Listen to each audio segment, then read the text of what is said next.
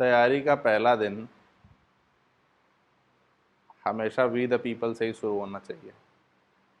We the people of India having solemnly resolved to constitute India into a sovereign, socialist, secular, democratic republic, and to secure among its all citizens justice, social, economic, and political equality of status, opportunity, faith, and worship, ठीक, and to promote all its citizens dignity, protecting dignity of individuals and equality of status and opportunity. हाँ, fraternity.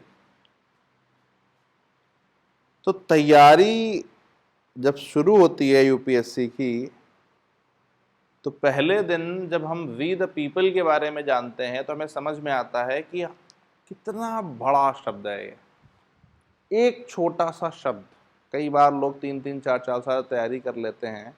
इस एक शब्द का, उसको कहते हैं महात्म्य, या इसका इसकी इंपॉर्टेंस समझ में नहीं आती। बहुत आसान भाषा में, व्हाट डज इट कनोट्स, इसके मायने क्या है, इसके अर्थ क्या है। We the people of India, above all दो चीजें ध्यान रखिए। शुरू हो रहा है we the people of India having solemnly resolve, यानी कि जो प्रतिज्ञा ली जा रही है, जो रिजॉल्व ली जा रही है, वो कलेक्टिव रिजॉल्व है। ध्यान से सुनना मैं जो बोल रहा हूं। जो रिजॉल्व प्रियम्बल में ली जा रही है वो कलेक्टिव रिजॉल्व है सारे देश की। We the people of India having solemnly resolve. लेकिन आगे क्या लिखा जा रहा है? To ensure to each of its citizens, आगे लिखा है ना, हर एक सिटीजन को देना है ये। मतलब जब रिजॉल्व ली जा रही है तो रिजॉल्व कलेक्टिवली ली जा रही है, पूरा देश रिजॉल्व ले रहा है, वी द पीपल रिजॉल्व ले रहे हैं, यानी कि इस रिजॉल्व की पावर का source we the people collectively हैं। लेकिन रिजॉल्व किसके लिए ली जा रही है? उस इंडिविजुअल सिटीजन के लिए, देश के हर एक सिटीजन के लिए, देश के हर एक इंडिविजुअल सिटीजन के लिए रिजॉल्व ली जा रही है कि भाई उसे हमें ठीक करना है, उसे हमें जस्टिस देना है, उसे हमें इक्वलिटी देनी है, उसे हमें लिबर्टी देनी है। हमने बोला ना, liberty of faith, worship, expression, equality of status and opportunity, ठीक। तो justice, liberty, equality, dignity, fraternity, ये किसके लिए? ये हर एक इंडिविजुअल के लिए।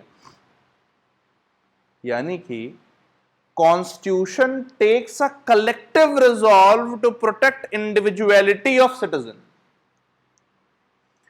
Constitution takes a collective resolve, एक सामूहिक प्रतिज्ञा ली जा रही है वी द पीपल के द्वारा। किस चीज की प्रतिज्ञा ली जा रही है? कि हर एक व्यक्ति का जो व्यक्तिगत स्फीयर है, उसका अपना, हर एक इंडिविजुअल का जो एक अपना इंडिविजुअल स्फीयर है, उसकी जो इंडिविजुअलिटी है, उसका जो अपना एक व्यक्तिगत स्वभाव है, उसकी जो व्यक्तिगत स्वतंत्रताएं हैं, जो इंडिविजुअल लिबर्टीज हैं, जो इंडिविजुअल स्ट्राइव फॉर इक्वलिटी है, कि उसको समानता चाहिए, वो प्रोटेक्ट करने के लिए। यानी कि constitution is a collective resolve of the people of India to protect the rights and freedoms of each individual. हर एक व्यक्ति की स्वतंत्रता और उसकी समानता की रक्षा की सामूहिक प्रतिज्ञा है आपका संविधान। ये मैं नहीं कह रहा, प्रियम्बल में लिखा है, ठीक। अब बात क्या है, जब आप संविधान की तरफ देखते हो, जब आप प्रियम्बल की तरफ देखते हो, तो अक्सर क्या है, you try to skip it, ठीक है, अरे हाँ ठीक है, पढ़ लिया, हो गया। अरे भाई, आपने कहा we the people of India, उसके आगे कह रहे हैं to ensure its every citizen. जब आप कह रहे हो to ensure its every citizen, तो जीएस पेपर 1 में लिखा हुआ है population related issues, GS paper 1 में लिखा है पॉवर्टी, जीएस पेपर 1 में लिखा है women and women organisation, GS paper 1 में लिखा है अर्बनाइजेशन इट्स चैलेंजेस, ग्लोबलाइजेशन और उसका इंपैक्ट, जीएस पेपर 1 में लिखा हुआ है Indian society and it's diversity, GS paper 1 में सोसाइटी एंड डाइवर्सिटी के अंदर ही आते हैं ट्राइबल्स और जातिगत समस्याएं, वहीं लिखा है रीजनलिज्म, वहीं लिखा है कम्युनलिज्म। ये सब समस्याएं किसको हर्ट करती हैं? इंडिविजुअल को, हर एक इंडिविजुअल को, हर एक व्यक्ति की। अगर कहीं पर सांप्रदायिकता फैल रही है, कम्युनलिज्म फैल रहा है, कहीं पर जो है रीजनलिज्म फैल रहा है, क्षेत्रवाद फैल रहा है, तो उससे सबसे ज्यादा हर्ट कौन होता है? वो एक इंडिविजुअल, अकेला व्यक्ति जो अपना बिजनेस नहीं कर सकता, जो रात में बाहर नहीं जा सकता, जो अपने धार्मिक चीजों को जो है खुलेआम प्रैक्टिस नहीं कर सकता, उसकी इंडिविजुअल फ्रीडम रिस्ट्रिक्ट होती है। लेकिन ये समस्या कैसी है? ये समस्या कलेक्टिव लेवल की है, उस पूरे एरिया की समस्या है, उस पूरे क्षेत्र की समस्या है, उस पूरे स्टेट की समस्या हो सकती है, या कहीं कहीं तो पूरे देश की समस्या हो सकती है, पाकिस्तान वगैरह में। यानी कि फिर से उन्हीं शब्दों पर, a collective resolve to protect individuality, a collective resolve to protect individuality, मतलब हमारा संविधान सामूहिक प्रतिज्ञा कर रहा है, लेकिन स्वतंत्रताएं व्यक्तिगत दे रहा है। मेरी बात को ध्यान से सुनना, हमारा संविधान जो प्रतिज्ञा ले रहा है, जो रिजॉल्व ले रहा है, जो रेजोल्यूशन ले रहा है, वो सामूहिक ले रहा है, it is a collective resolve, we the people. But किस चीज की रिजॉल्व ले रहा है? टू प्रोटेक्ट इंडिविजुअल, लिखा है ना, to ensure its all citizens equality, liberty, justice, हाँ या ना?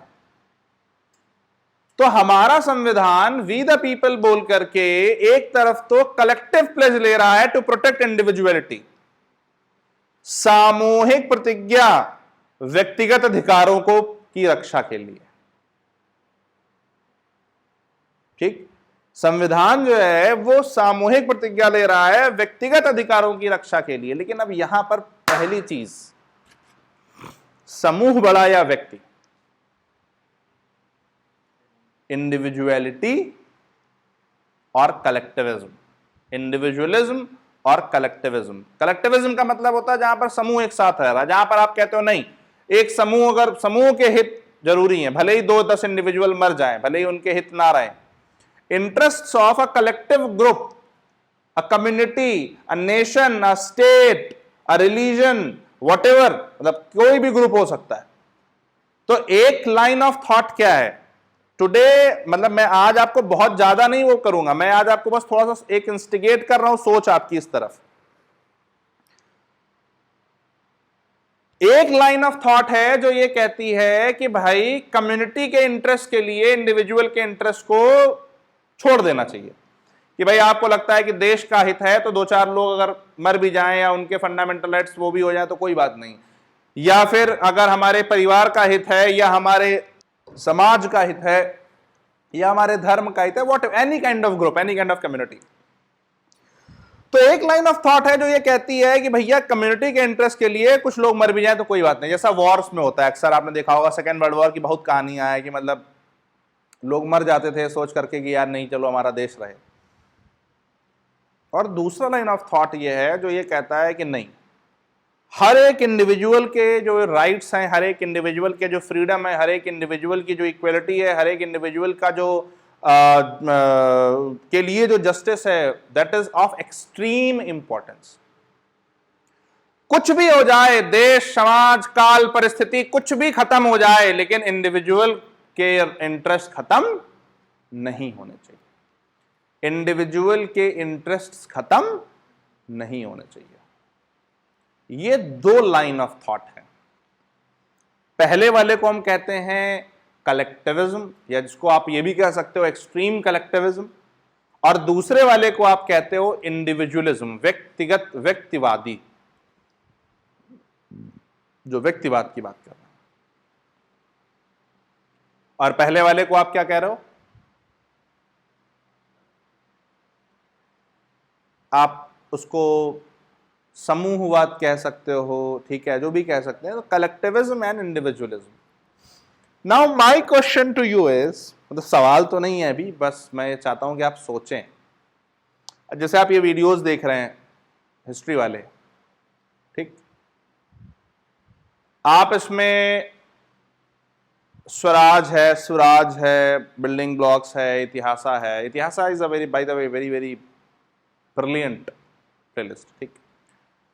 तो आपके हिसाब से एक परिवार को चलाने के लिए क्या जरूरी है? Interest of the entire family और इंटरेस्ट ऑफ द इंडिविजुअल, किसको देखा जाना चाहिए? अगर आप एक परिवार में रह रहे हैं और आपको लगता है कि जो है वो कल मेरा विदेश से ऑफर लेटर आया है, मुझे कल फॉरेन जाना है, आपके घर में 3 लाख रुपए हैं, आपकी फीस 3 लाख रुपए है, और दूसरी तरफ जो है वो आपके दादाजी का किडनी का ट्रांसप्लांट होना है, ठीक, या आपकी बहन की शादी होनी है, व्हाटएवर, ठीक है, या ऐसा कुछ है कि आपके पिताजी के बिजनेस में 3 लाख की जरूरत है, वो 3 लाख अगर लग जाएंगे तो उनका बिजनेस उठ जाएगा और आपके जो बाकी भाई बहन है वो भी पढ़ लेंगे। This is a good example. Yes, 3 lakh रुपए घर में है आपके, और आपके पिताजी का बिजनेस में वो 3 लाख रुपए लगने हैं। अगर वो चल गया, उम्मीद है कि चल जाएगा, क्योंकि पिताजी आपके बहुत टाइम से उस काम कर रहे हैं, और अगर वो 3 लाख रुपए उसमें लग गए तो आपके जो 2 छोटे भाई बहन हैं वो पढ़ जाएंगे, मम्मी का इलाज हो जाएगा और सब बढ़िया बढ़िया हो जाएगा, ठीक। लेकिन उधर क्या है कि आपका फॉरेन यूनिवर्सिटी से लेटर आ गया है और आपको 3 लाख रुपए उसमें जरूरत है, ठीक। अब आपने निर्णय लेना है, इंडिविजुअलिज्म, मैं भाड़ में घर वाले देख लेंगे अपना, मैं तो जा रहा हूं, ठीक है, तो भाड़ में घर वाले, एक तो वो ऑप्शन है, दैट इज एक्सट्रीम इंडिविजुअलिज्म। और दूसरा ऑप्शन ये है कि भैया आप कह दो कि भाड़ में जाए मेरे सपने, ठीक, मैं पहले घर वालों के लिए कर लेता हूं, ये कलेक्टिविज्म है। दोनों में से क्या होना चाहिए? है?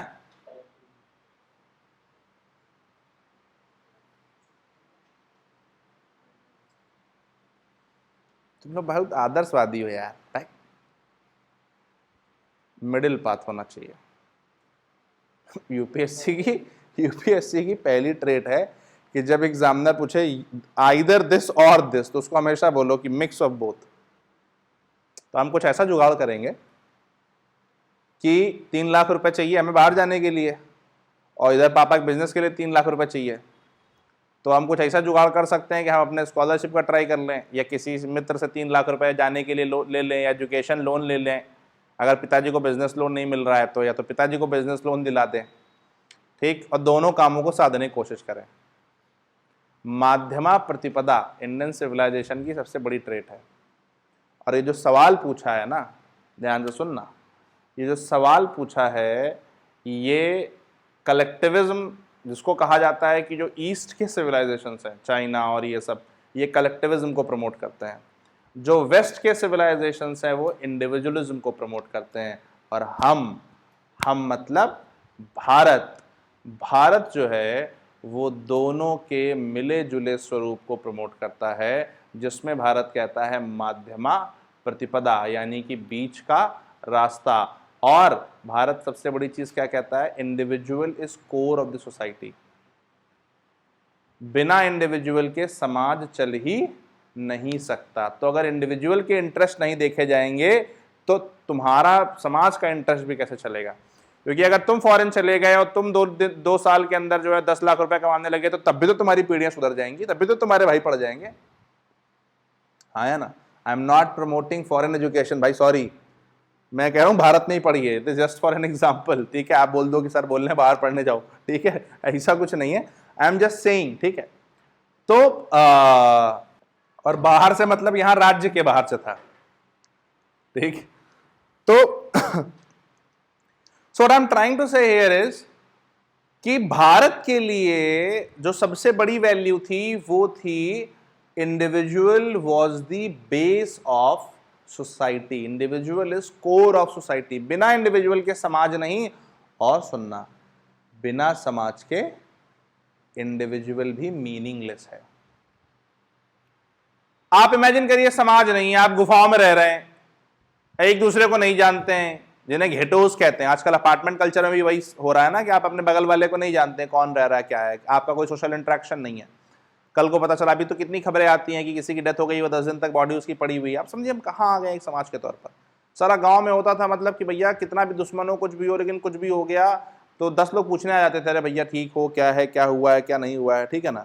तो कहने का मतलब ये है कि एक जो इंपॉर्टेंट विषय है वो ये कि वी द पीपल की जब हम चर्चा करते हैं, और उसके साथ साथ आगे हम देखते हैं to promote among to provide every citizen, तो भारतीय संविधान का सबसे गजब का स्वरूप यही दिखता है, वो दोनों को बैलेंस कर रहा है। प्लेज कलेक्टिव और कमिटमेंट इंडिविजुअल को प्रोटेक्ट करने का, क्योंकि उनको पता है कि इन इंडिविजुअल से ही तो कलेक्टिविज्म बन रहा है, एक एक व्यक्ति से ही तो समाज बन रहा है, एक एक व्यक्ति से ही तो राष्ट्र बन रहा है, एक एक व्यक्ति से ही तो आपके राज्य बन रहे हैं। तो एक एक व्यक्ति के इंटरेस्ट प्रोटेक्ट होंगे तभी तो राज्य के इंटरेस्ट प्रोटेक्ट होंगे, एक एक व्यक्ति विकसित होगा तभी तो राज्य विकसित होगा। इसलिए उन्होंने बोला एक एक व्यक्ति को जस्टिस, लिबर्टी, इक्वालिटी, क्या कहते हैं, डिग्निटी, फ्रेटर्निटी, एक एक व्यक्ति को ये दी जाएगी, एक एक व्यक्ति के फंडामेंटल राइट्स इंश्योर कर दिए। लेकिन संविधान बनाने वाले बड़े समझदार थे, उनको लगा कहीं कोई ऐसा दुष्ट टाइप का आदमी ना आ जाए जो सिर्फ अपने बारे में सोचे, मेरी फ्रीडम, मेरे राइट्स, मेरी इक्वालिटी, और अपने बारे में सोचते सोचते इतना एक्सट्रीम हो जाए कि अपनी फ्रीडम के लिए वो दूसरे की या समाज की फ्रीडम को खतरे में डालने लगे। पता चला आप कह दो कि मेरा मन है मैं आग लगाऊंगा रोड में, मेरा मन है मैं घरों को जला दूंगा, मेरा मन है मैं लोगों पे फायरिंग करूंगा। तो संविधान बनाने वालों ने सबसे पहला शब्द पता क्या डाला? We the people of India having solemnly resolve to constitute India into a sovereign. ठीक, कि भारत एक सोवरीन कंट्री होगा। सोवरीन मतलब India will have supreme power to exercise its will. और स्टेट की जो सोवर्निटी है, स्टेट की जो संप्रभुता है, आप do you understand sovereignty? Sovereignty का मतलब होता है एक, जैसे मैं हूं, मुझे अपने जीवन में कोई डिसीजन लेना है तो मैं किसी बाहर वाले के द्वारा फोर्स नहीं किया जा सकता, मुझे मेरा जो मन आएगा मैं वो करूंगा। I am fully entitled to exercise my opinion, I am fully entitled to do whatever I like, that is sovereignty. तो हमारे लोगों को लगा, संविधान बनाने वालों को, कि कल को ऐसा ना हो जाए कि चार लड़के जो है वो अपनी फ्रीडम को एक्सट्रीम वे में एक्सरसाइज करते हुए देश के विरुद्ध खड़े हो जाएं, उस समूह के विरुद्ध खड़े हो जाएं, उस कलेक्टिविज्म के विरुद्ध खड़े हो जाएं। तो हमारे संविधान ने क्या किया, इसका भी प्रावधान दे दिया। उन्होंने कहा कि तुम्हारे पास इंडिविजुअल राइट तो होंगे, लेकिन किस हद तक, किस सीमा तक, जहां तक तुम उस कलेक्टिव जो कम्यून है, वो जो देश है तुम्हारा, जो स्टेट है तुम्हारा, जहां तक तुम उसे नुकसान नहीं पहुंचाओगे। जब हम लोग आगे बढ़ेंगे तो हम पढ़ेंगे आर्टिकल 19(1)(a) में लिखा हुआ है freedom of speech and expression, और 19(2) में लिखा हुआ है कि freedom of speech and expression को 7 ग्राउंड्स के आधार पर रोका जा सकता है। और वो 7 ग्राउंड में कौन कौन से इंपॉर्टेंट ग्राउंड्स हैं? पहला ग्राउंड है देश की सुरक्षा और संप्रभुता, sovereignty and integrity of nation. दूसरा है सिक्योरिटी ऑफ स्टेट, देश की रक्षा के लिए आप उसे रोक सकते हैं, ठीक है ना। तीसरा है फ्रेंडली रिलेशंस विद कंट्री, फिर incitement of an offence, contempt of court, public morality, इस तरह के 7 ग्राउंड्स हैं। यानी कि हमारे संविधान बनाने वालों को यह पता था कि इंडिविजुअलिटी एक सीमा पर जाकर के एक्सट्रीम हो सकती है, एक व्यक्ति सिर्फ सेल्फ सेंटर्ड हो सकता है, सिर्फ अपने बारे में सोचना चालू कर सकता है, और तब हमें उसे ये बताना पड़ेगा कि ये गलत है। तुम लार्जर सोसाइटी का हिस्सा हो, तुम्हें फ्रीडम तो है, लेकिन उस सीमा तक जहां तक तुम्हारी फ्रीडम सोसाइटी को खत्म ना करने लगे। बात समझ में आ रही है? तो कलेक्टिविज्म और इंडिविजुअलिज्म